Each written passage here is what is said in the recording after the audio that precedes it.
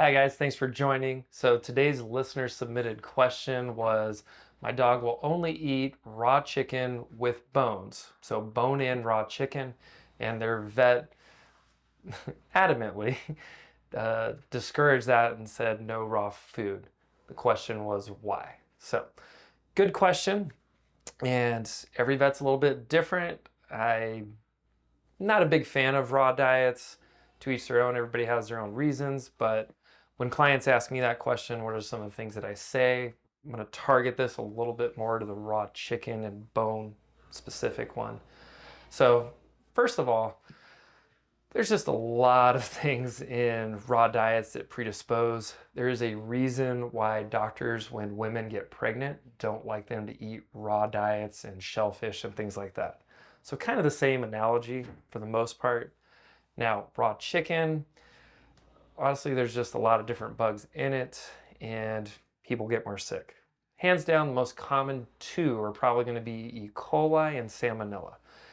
So I read a study a while back, and it had to do with what is the biggest disease or infectious thing that's out there in the US.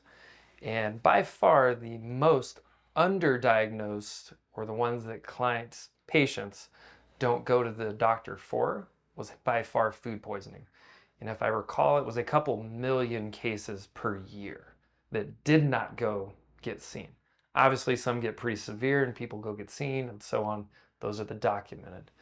But that paper kind of referenced a couple million patients from eating raw chicken specifically in kind of raw diets. And it's because E. coli and Salmonella are hands down the most common bacteria in those raw diets. And they really mess up the GI tract and cause a lot of problems. You can get toxic, you can get toxemia. In my world, we see a lot of parvo. Parvo, it'll mess up that GI tract and it'll open the door for those opportunistic bacteria, which is pretty much on all food, even cooked food, but dramatically worse in our raw diets.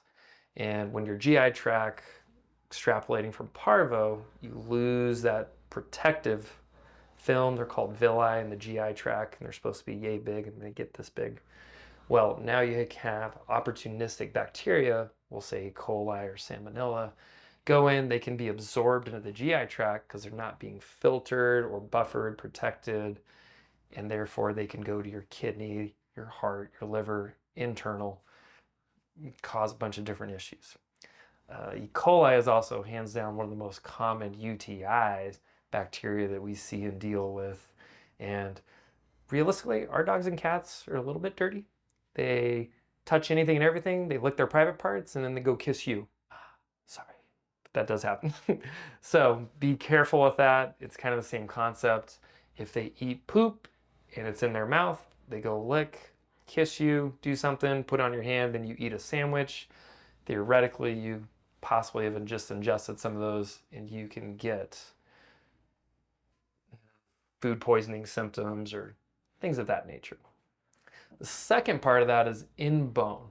So your vet's going to love you, depending on the vet. If they really like surgery, they're going to like you, because chicken bones and pork bones, hands down, splinter the most. And we do a lot of foreign bodies and perforated bowels because of it. So yes, in the wild, dogs eat, elk, deer, whatever animals they find, but they also don't live as long as domestic animals. And some of that's going to be because they get exposed to all these bacteria, they get perforated guts, different things, and it just sets the stage. So hopefully that answers the question a little bit. Great question. Thanks for submitting it. Hopefully you guys enjoyed this. Thanks again.